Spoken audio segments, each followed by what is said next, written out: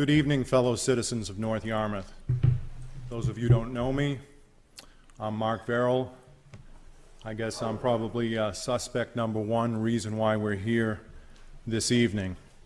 A proud graduate of Greeley High School, by the way, 1985, and my father graduated in 1941. The family has many, many years and many, many memories of Greeley. My motivation for starting the withdrawal process was to lower property taxes for all of our citizens in North Yarmouth. I know there's a great need for that in serving on the Board of Selectmen for 3 years. To improve the quality of our children's education. Believe it or not, I believe that can be done right here in this town. And to build a new school in North Yarmouth, which I think is desperately needed. We all know that. And if we do those three things, we're going to improve and increase all of our property values. My job tonight is to convince you to consider withdrawal. You need to keep in mind that there's 2 votes during this process, though I would agree that the first vote starts the withdrawal process. If we vote yes on November 6th, that doesn't mean that we leave MSAD 51. It just means that we start the process and can start a fact-finding mission.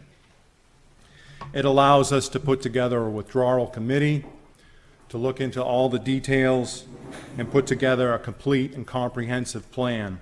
If you'd like to see what one of these plans looks like, the town of Arundel is going through a second vote process currently on November 6th, and on their website they have a full and complete withdrawal plan. Our children's education is never compromised at all during this process. It's detailed in length. The state of Maine holds our hand through the entire process. I believe a no vote for the withdrawal is a vote of obstruction. It doesn't allow us to get the truth. It doesn't allow us to find out what the real truth is. I believe also a no vote means that we don't need a school in town. And I think people that live 4 or 5 miles from the Cumberland schools without a school in North Yarmouth, their property values will be affected over time. And I also believe a no vote means that we accept the amount of taxes that have been increased over the years, which I believe have been outrageous, I guess, in a word. After 46 years, we deserve to look at this and find out the truth. It's never been looked into after 46 years. A withdrawal committee will work out all the details, again, with the help of the state of Maine, and all the steps are on North Yarmouth, the town of North Yarmouth's website. But once we get a withdrawal committee together, we'll know everything. We'll know the cost of a new school, the location of that building, the staff, how many teachers, the transportation of the students, what choices we may have for high school, how much money we would receive from the state, and what our tax burden would be. The only way to find out the real truth is to vote yes on November 6th. Now, I know one of the complaints is we may spend up to $100,000 in this process to find out what the withdrawal would really look like. And I think that's a small price to pay. When you whittle that down, it's only $65 per household per year, 1 year of taxes, to find out what we may be able to potentially save $500,000 or more a year. Let's talk about taxes for a moment. Last year, the SAD raised our taxes by 8%. That's $520,000. When you compare $520,000 in 1 year to the $100,000, again, I think that's a minimal price to really find out the truth. Last year, they increased our taxes by 8%, while Cumberland County's incomes fell by 4%. Over the last 4 years, they've raised our taxes by 25%. This is during a recession. That's an average of 6.25% per year for 4 years. If you go back 7 years, they've increased our taxes by 42%. And you go to 10 years and it's 44%.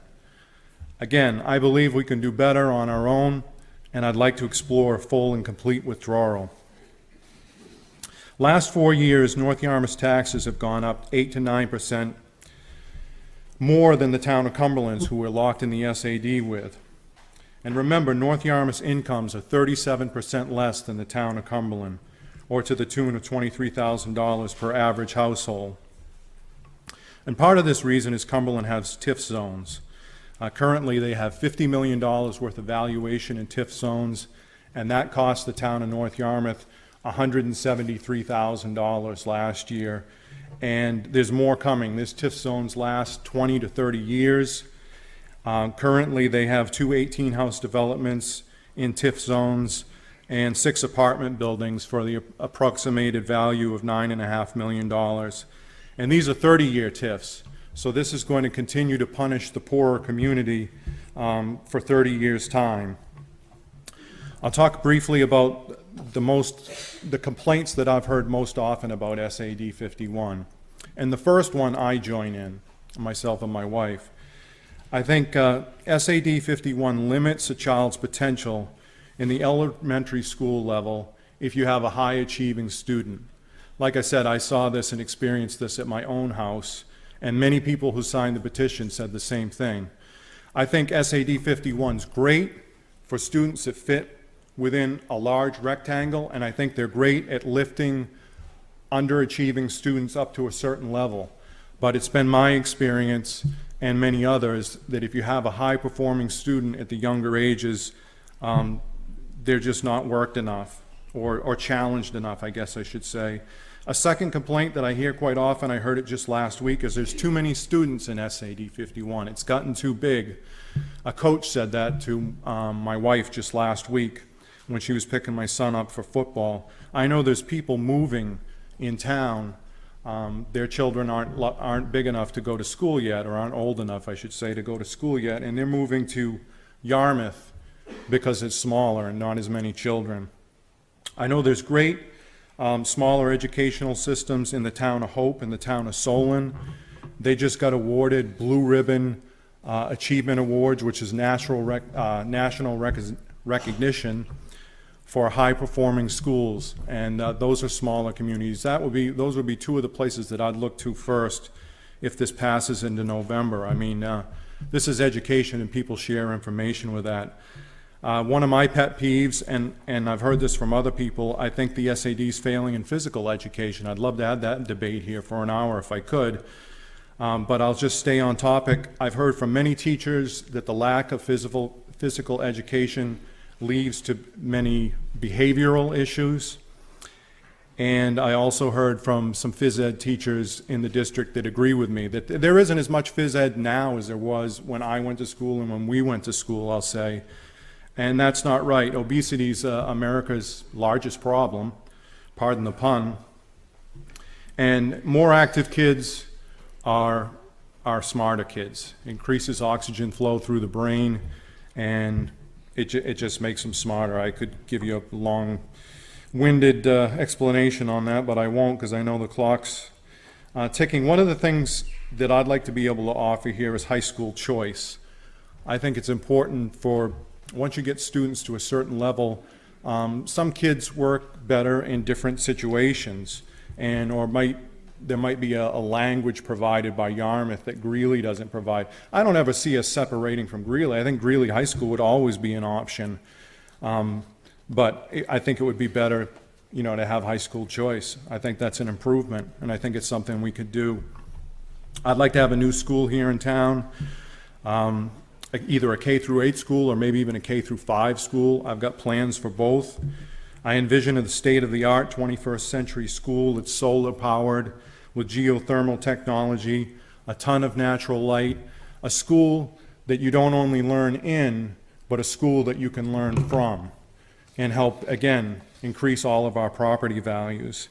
I have an estimated cost of between 20 and 25 million for this building. I believe that we'd be able to receive some state funding for this due to the fact that the Memorial School has been on a list for replacement in the past. The state law reads, and it's specific, that there's no money for funding of construction cost unless there's been a prior need. And I think we could prove that there's been a prior need both with the North Yarmouth Task Force report and with the fact that we've been on the list in the past. The law calls for the disposal of assets or the disposition of assets and transfers of property.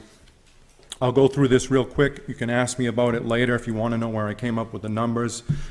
The SAD is a total assets of $120 million.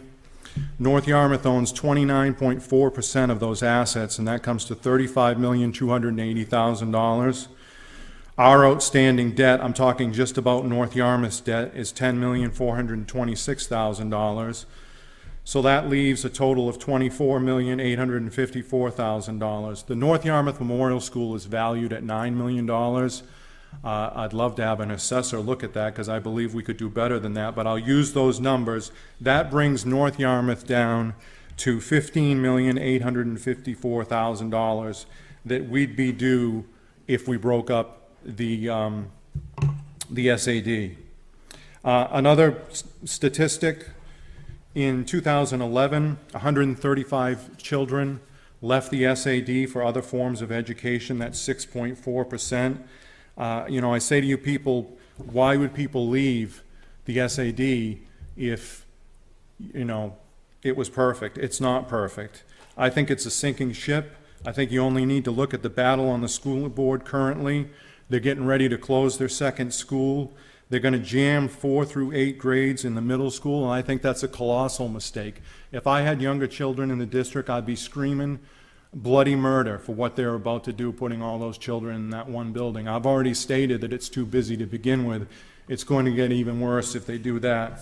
I think right now is a perfect time to jump ship and take care of ourselves. We call it the island philosophy.